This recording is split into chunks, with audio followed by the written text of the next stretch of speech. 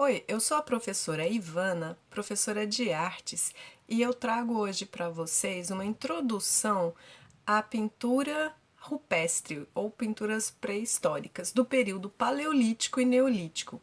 Para essa introdução, eu vou usar a teoria do professor e sociólogo que se chama Arnold Hauser, e ele escreveu um livro chamado de História Social da Literatura e da Arte, volume 1 e 2. Essa questão ele trata no volume 1. Para o Hauser, existe na pré-história dois tipos de imagem. No paleolítico, a imagem, a representação naturalista, e no neolítico, a representação formalista. Então vamos começar pelo que ele chama de imagem, né, ou representação naturalista. Se vocês puderem observar, essa imagem aqui do lado de cima é uma pintura rupestre da caverna de Chauvet, na França. Elas datam de mais ou menos 32 mil anos antes de Cristo, então no período paleolítico. Notem que elas se parecem muito aos cavalos que a gente conhece e que já existiam lá nesse tempo. Se vocês repararem os rostos desses cavalos pintados com o rosto dos cavalos fotografados na imagem abaixo, vocês vão ver essa semelhança. Mas notem que o naturalismo nessas pinturas não está somente no fato delas se parecerem com o cavalo que a gente vê no mundo natural, né, da natureza, mas também na preocupação, no interesse de captar o movimento. Se vocês notarem, parece que a pessoa que pintou essa parede, né, esses cavalos na parede da gruta, parece que ela faz quadro a quadro, como se quisesse, né, captar o movimento, o desenvolvimento do movimento desse cavalo na natureza. Ora, agora isso tinha um motivo. Se a gente reparar, a maior parte dos temas dessas pinturas rupestres em outras cavernas também da Europa mostram cavalos, bisões, veados, esses animais que eram comuns ali na época. Então os teóricos supõem que essas pessoas no Paleolítico eram coletoras e caçadoras. Então elas caçavam esses animais. Aqui a gente vê, né, um detalhe de um bisão. Notem que à direita está a cabeça super, né, afinalada, e ali onde parece um tio é o chifre do bisão. As patas dianteiras não foram feitas, talvez também por esse interesse pela captação do movimento, né? Então, se o animal está em movimento, é difícil a gente reconhecer as patas. Ali tem ali perto da cabeça do bisão tem uma figura pequenininha, parece de um cavalo. Notem também as patas abertas, então mais um indício talvez de que realmente essa questão do movimento trouxesse mais semelhança aí a esse animal particular que ele queria caçar, né? Então a gente vê que a relação dessa imagem com a pessoa que pintava provavelmente fosse uma relação mágica, ou seja, a gente diz que essas imagens tinham uma função mágica, ou seja, ela vale pelo bicho que ela representa. Então, como que funcionava, dizem os autores? Que se eu me aproprio dessa imagem o mais fiel possível, o mais naturalisticamente falando, né, possível, eu terei domínio sobre o animal. Então é nesse sentido que essa função mágica da imagem, né, ocorre. A pessoa acredita que ela vale, que a imagem vale pela coisa que ela representa. Aqui a gente tem uma imagem da parede da caverna de Altamira, na Espanha. Notem esse bisão mais avermelhado aqui, mais pro fundo aqui da página. Ele parece que tem 3 patas dianteiras também, né? Aquela questão do movimento. E o que interessa também para a gente reparar é que a maioria dessas imagens nas cavernas da Europa, elas parecem estampas em tecido. Sabe aquela localização da estampa? Uma aqui, outra ali. Isso também é mais um indício de que essas pessoas estavam preocupadas em captar um instante daquele animal. O que ele estava fazendo naquele instante? Ele estava correndo, estava se alimentando, estava parindo, estava deitado. E então eles não tinham essa preocupação de colocar um chão, como quem observa o espaço em torno também. O interesse era o animal em si e as ações desse animal. Então, mais um indício de que essas sociedades fossem mesmo caçadoras e dependiam desses animais, de observar o comportamento desses animais. Agora, o Hauser vai dizer que com a passagem para o período neolítico, quer dizer, da pedra polida, porque paleolítico é o período da pedra lascada, e que começa cerca de 2 milhões e meio de anos atrás, ou antes de Cristo, perdão, e vai até mais ou menos 10 mil anos antes de Cristo, que é quando os autores geralmente dizem que começa o período neolítico da pedra polida. O Hauser vai dizer, então, que à medida que essas sociedades vão passando por esse período neolítico, elas vão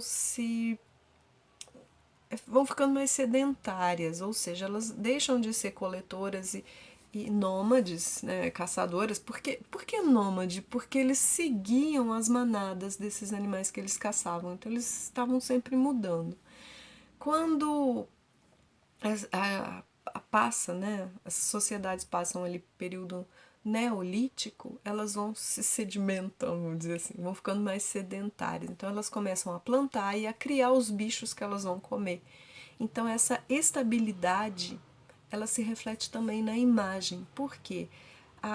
Não há mais a necessidade de apropriar-se da imagem para que ela valha como o bicho que ela representa. Então, essa relação com a imagem fica mais simbólica e a imagem vai se esquematizando, vai ficando cada vez mais sintética, até chegar muito próxima das formas geométricas. E aí ela passa a ser um conceito. Então,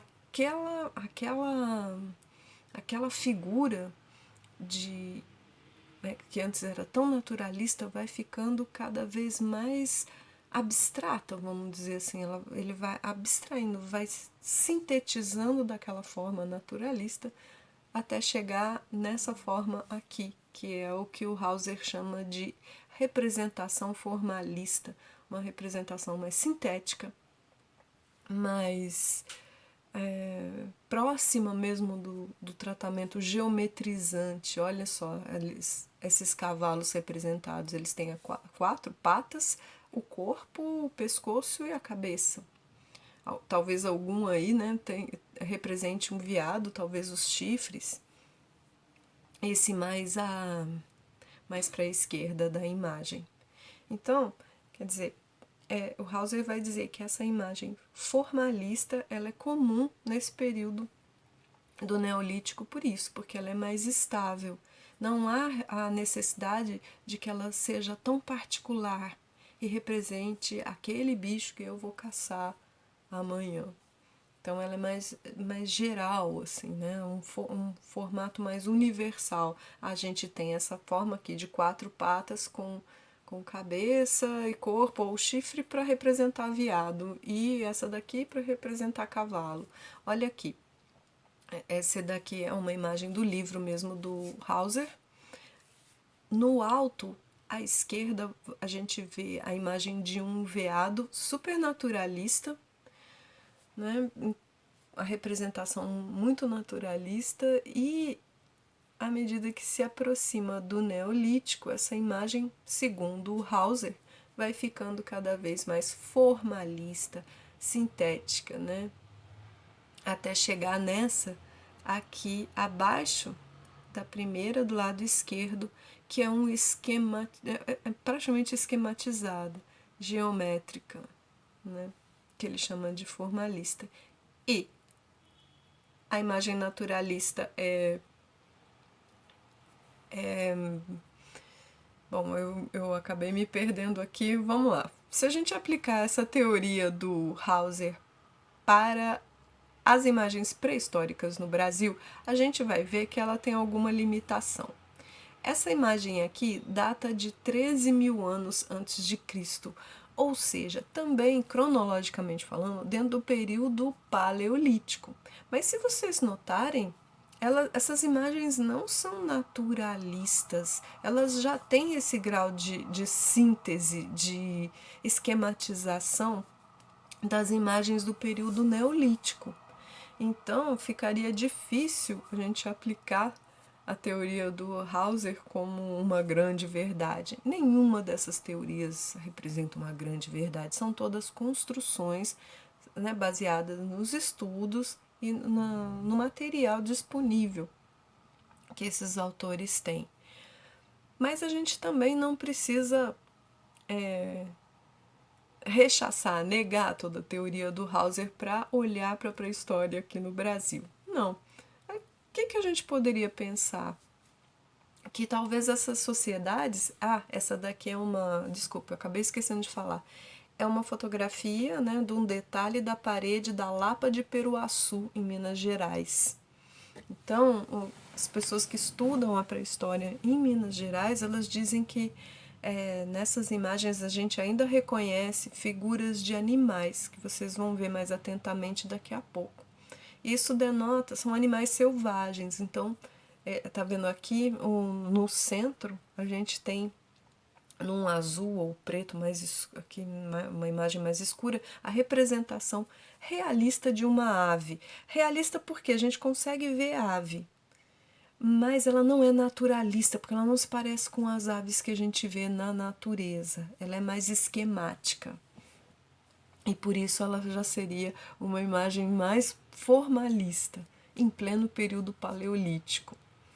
Então, mas a presença dessas imagens nessas pinturas faz com que os estudiosos acreditem que essas sociedades ainda eram caçadoras, embora a predominância de imagem é a imagem, né, esquemática e muitas vezes geometrizante, como vocês vão ver. Vocês podem ver já nas figuras que rodeiam, né, essa imagem de ave. Então, o que a gente pode dizer é isso. Dá para olhar para as imagens da pré-história no Brasil,